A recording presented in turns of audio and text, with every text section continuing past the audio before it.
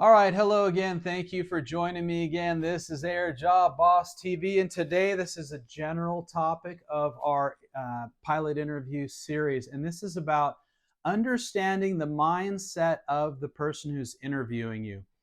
As you move through different airlines, different airline interviews, the culture of that airline and their processes for interviewing will dictate how they conduct their interviews. And this varies from airline to airline, as you could imagine, just because company culture at different airlines is very different based on their size, their experience, and their mission.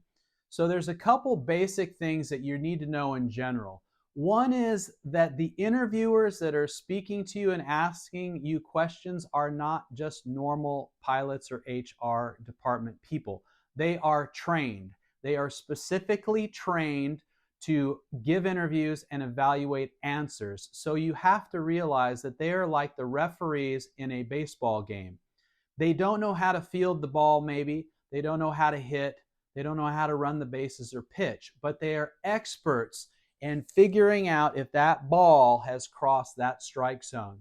So you have to be prepared that they are looking at things that you even cannot see. Balls coming across that plate way too fast. That's why personal preparation or professional preparation prior to interview is so important. That's one of the reasons why I do this, is because you don't interview that often. It is a skill set that you don't have, and you are going in rather defenseless into an interview if you don't get at least some advice. Now, here we're going to go over some of the advice right now, so don't worry. Now, about the mindset of the interviewer, again, they are trained, so they behave in a predictable way. They're going to ask questions in a very predictable way, and I know that you probably have a list of questions that you anticipate getting asked at your next interview, and hopefully you are working on strategizing those answers and preparing those answers, okay? So they are not going to ask you things outside of what the things that are approved, because they don't want to seem biased, prejudiced, discriminatory against you, so they really have to stick to the script. That's the good thing, so you can anticipate. The other thing that's very structured is the way in which they evaluate you. They're not just sitting there listening to you going, oh, that makes sense. That's nice. Yeah, I agree with that. And yeah, that seems like a good answer. There is actually a template that's asking them questions about your answer. Was it a complete question? Was the applicant honest? Did they address conflict resolution completely? Is this an above average response, an average response, a below average response? On a scale of 1 to 5, how do you judge this person's integrity? Blah, blah, blah, blah, blah. So understanding the evaluation methodology is an important way. It's important in formulating an answer strategy. Now, there are general answer strategies that apply across the board, and as a preparer, we generally will use, like in these videos, general answer strategy. But one-on-one, we generally are targeting that airline and their methodology for evaluating the answer. Now, you as an applicant are not really informed of the evaluation system. Sometimes they really don't want that to get out. But as a professional preparer, I can actually ask them, can you tell me about how you evaluate the answers of your applicants? And in most cases, they will tell you either completely or partially the methodology for evaluating. That's why it's important, and I'm sure many of the professional preparers actually have a relationship, as does AirJobBoss, with many of the HR departments, and is asking this question and getting reasonable answers so they can prepare you, because the company wants you properly prepared, and they want companies like mine to prepare you, because they desperately need qualified people, and they want you to come completely prepared, answering everything so they can write, yes, above average, high level of integrity. Core values are well understood. He knows our company's mission statement. She has a great foundation in knowledge, because they'll be probing for core values or company culture, mission statements, and that kind of thing, okay?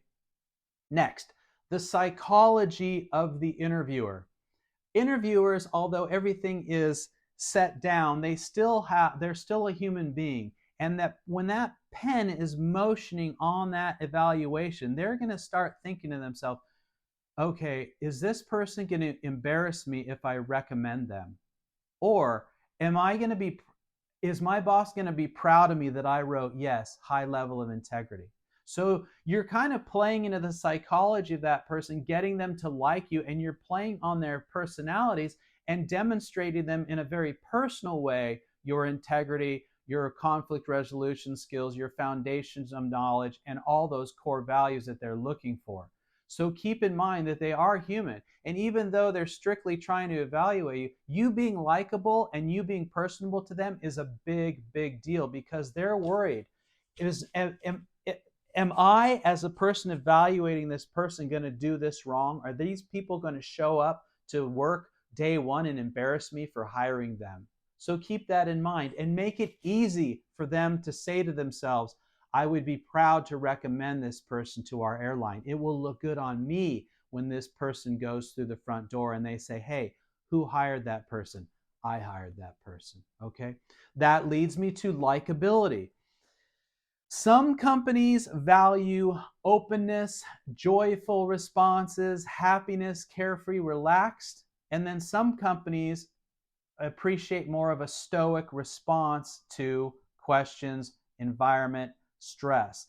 So your professional interviewer prepare you can give you an idea of, if you don't have an idea, of basically the environment, how stuffy, quote unquote, it is, or how relaxed, quote unquote, it is. And a lot of this is available online through trip reports at several websites. And I encourage you to get as much free information like AirJobBoss TV as possible. Okay. Now, caveat to question answering. Of course, they have a list of questions that they can pick from, but a lot of time airlines will give them latitude to ask a follow-up question. And this is a personal question that the interviewer gets to pick and ask you something that they're truly interested in. Or there is a hole in the answer that they are giving you an opportunity to fill. For example, did the applicant address conflict resolution appropriately? No or yes. And so far they've got a no out of you, and they're doing you a favor if they like you by giving you a follow-up and saying, hey, could you please explain a little bit more how what you said to this person to alleviate the conflict, something of this nature. So during preparation, personally, I always ask follow-ups to some of the more difficult questions so that the applicant can practice the follow-up, and using the follow-up as an opportunity to speak more directly to that interviewer and identify what exactly they're asking. Do I have a deficit in my answer?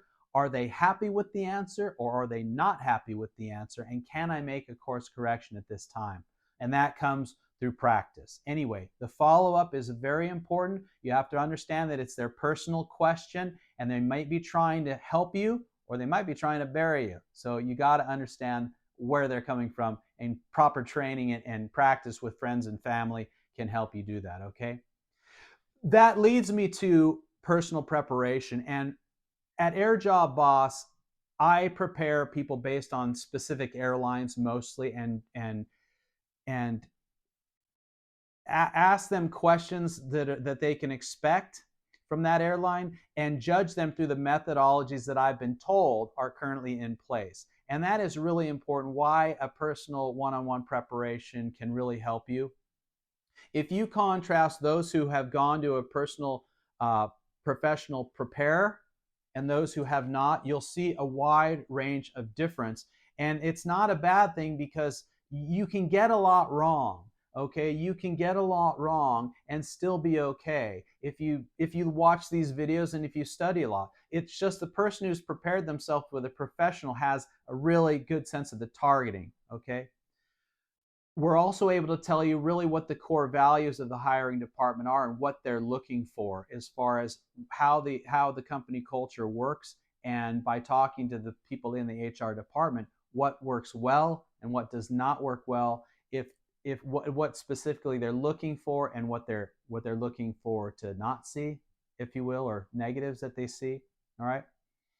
So understanding that, also the interviewers in general, almost all, no matter what airline they go to, are looking for what they consider core competencies of a professional aviator. And these are things like leadership, conflict resolution, analytical thinking, decision making, judgment, group dynamics, customer service, planning, proper preparation prior to flight. So these are aspects that are going to be included in any evaluation process, no matter what airline you go to. So it's important that when you get with a preparer, you are dropping those concepts in your answers and actually saying those words from time to time, understanding the question. And if it's looking for conflict resolution, you actually, during the answer, say the words conflict resolution. And they're like, oh, yeah, complete answer. That's correct. Conflict resolution. Yes, they said that. Anyway, I know this is a long video. I'm going to end it here. Thank you so much for watching AirJobBoss TV today. Please like, share, and subscribe. I'll have continued content coming out basically every week, every few days. And if you like more help in your next preparation for your next interview, you can click the link below at AirJobBoss.com. Good luck, and thank you so much for listening.